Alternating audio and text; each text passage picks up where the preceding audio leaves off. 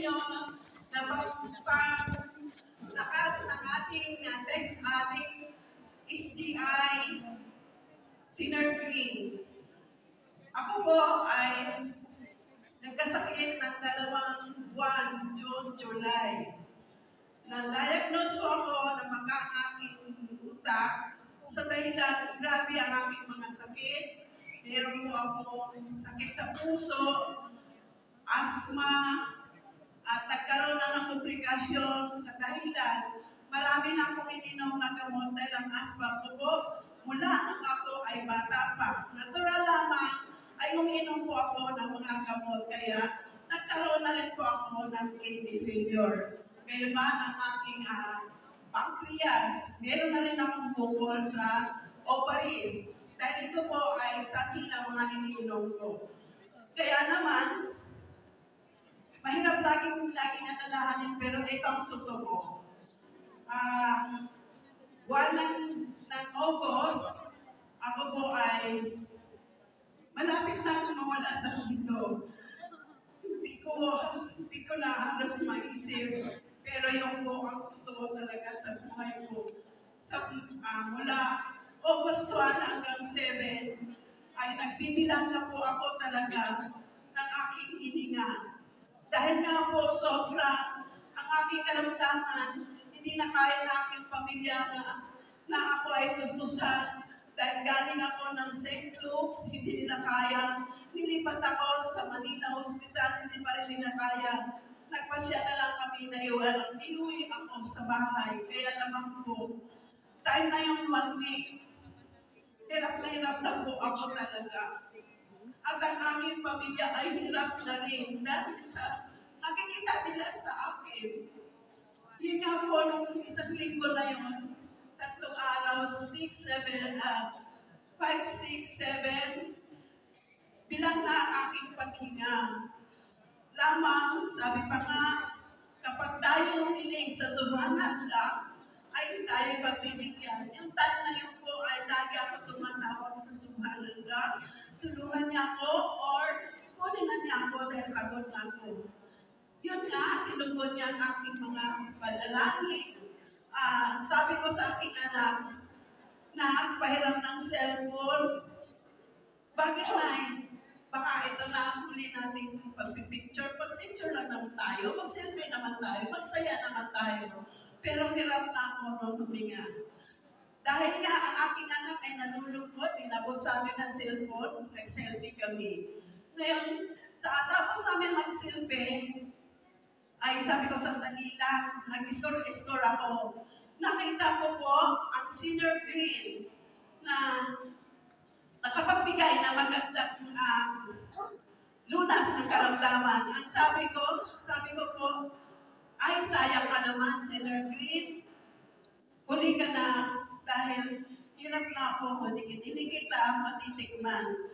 Kaya naman, na-click ko po sino nag-post noon. Ang nag-post po noon ay si Rob Santos III.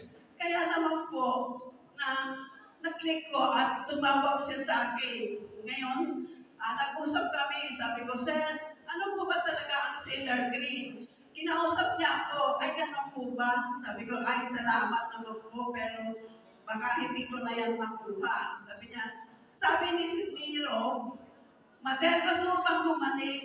Sabi ko, syempre naman. Gusto mo ba talaga gumaling? Opo, gusto kong gumaling. Sige, padadalan kita.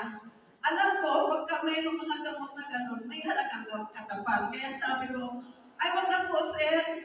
Wag na po, kasi po, ganun lang ako. Nagtanong siya ulit. Sabi niya, gusto mo bang mabuhay? Gusto mo bang gumaling? Opo, sir. Gusto mo bang gumaling? Ulit-ulit siya, pahingi ng address. Natural ako, naiya ako kasi nga wala nang talaga kami pambayad. Pero nagpilit talaga siya at ayun nga, naibigay ko ang address 3 days at then, dumating ang gamot. Alas 9 araw ng Biyernes, araw po ng aming mga pagsasala. Pero hindi na po ako nakapagsala dahil hindi na ako makabangon. Yun nga po, sabi niya, pagka dumating na yan, Dumating na yan, mag-video call ka or tumawag ka. Yun nga po, sabi ko, sir, nandito na po yung pinadala niyo, salamat ng napakami. Kaya na po nag-video call siya, sabi niya sa akin, uminom ka ng dalawa. Dalawa sa umaga, dalawa sa hapon. Yun ang sabi ni Sir Ro. Sabi ko, oh sige po sir, madalit salita. Hindi na kami nag-usap. Ang sabi ko, anak, timplahan mo ako ng 5. Nay, wag po. Ang sabi ng kausap ko, dalawang siya sila. Nay, gusto mo sumunod sa akin? Gusto mo ba ako magpahinga? Opo. Okay. Timplahan mo yung 5 na yan. Alam niyo ba kung ang iniisip ko? Kaya 5. Para matapos na buhay ko. Dahil pagod na po talaga ako. Pagod na ako. Ang inisip ko doon sa 5, ako ay mamamatay. Dahil 2 lang po ang sinabi. Yun, sumunod yung aking anak. Ang sabi niya, Nanay, 2 lang po. Hindi. Kung paano ako, bigyan ako ng 5 sisi. Itimpla mo yan. Ang anak ko, tumutulo ang luha. Dahil ayaw niya ako mawala. Pero dahil mahal niya ako, sinunod niya yun. Tinimpla niya. Sa katarantahan niya, maliit na baso ang napagtimplahan sa 5 yun. So madalit sa lahat, salita ay napakalapot. Pero ang dali kong ininom. Ayun pala, ang ating sinegre ay ang kanyang daladala. Kapag ikaw nakainom, hindi ka mamamatay. Mabubuhay ka kaya. Kasi, sa halip na namatay ako, madali pa lang makatulog yan si Nurine. Natulog lang ako. Ang sabi ng asawa ko, naku na ng nanay mo. Tinignan naman ako ng anak ko. Sabi niya, ay, parang tulog kasi humihinga ang puso. Okay, sige, tulog lang pala yan. Kasi ang sanya ng sinigre ay talagang patulogin ka, pagpahingain ka. Yun. Kaya naman, kung ako nakatulog, nagpahinga na rin ng aking pamilya dahil sobrang nilang pagod, puyat sa pag-aabang sa akin. Madalit salita, wala sila.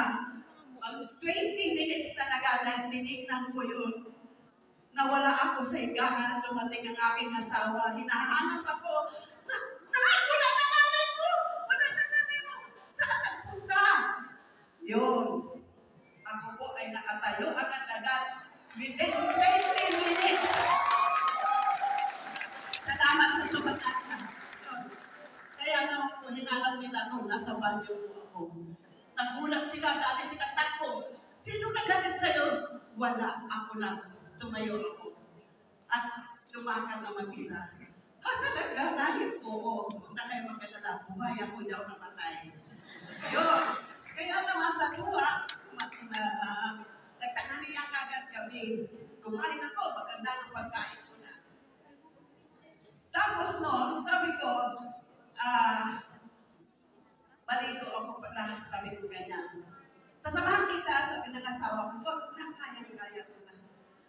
Madali lang ang pagkaligo ko, nagpahinga muna ako. Tinitingnan ko yung Cedar Creek. Nabalitaan ko ang aking friend na nandito na, isa na rin siyang ilid. Pinuntahan ko agad. Noong araw na yun, nabuhay ako alas 12. Alas 3, nasa kanina ako. Nagulat siya sa dahilan, isa siyang tumulong sa akin nung ako'y may karamdaman. Alam niya kung ano ako, nandito po silang lahat, nang nakakita sa akin na lumaga ang aking katawan. At wala na talaga. Kaya pagdating ko sa kanila, ang sabi ng aking friend na nandito, nagilid na rin siya, ay! Sino ka ba makakultong ka na? Kasi pagkaalam niya, wala na. Mamamatay na talaga ako. Hindi ako multong rin. Ito, yung nagpagaling sa akin, sinagring. Kaya tikman mo na rin. Mabuhay ang sinagring. Kinuha niya ang kalahati. Kalahati ang kinuha niya. Kasi kasama rin niya na mamagang pa. Ayun. Kaya po siya nagilid. Narito siya. Hindi lang yan ang aking nakamtan sa Cedar Grave. Dahil malaki ang potential nito, ay naisip ko kung paano ko ito mapakinabangan, hindi lang buhay. Tinawagan ko agad o tinausap ko si Rob Santos, paano ko ba ito isabuhay? Tinulungan niya ako dahil ang ating senior grade ay may programa at sistema kung paano. Yun nga, matulungan ako ni Zero ay ang aking pangarap sa aking bunso na pagkantihan ko yung kanyang hirap, gusto ko siyang bilihan ng motor. Within 19 days, nabigyan ko po ng motor ang aking anak. Kaya po, sobra ang aking pong pasalamat sa SBI Senior Green. At hindi pa dyan nagtatapos dahil tayo gumagawa ng kabutihan, hindi tayo gumagawa ng magkasamaan. Kaya maraming mga tao na atin na nahikayat. Kaya naman nakapagpatayo kami ng aking ilin, ng aking doktora na kaibigan, ng munting clinic kung saan yung mga tao na may karamdaman ay doon na po na papacheck up. Yung po aming naganap sa Senior Green, kaya salamat po sa ating puri na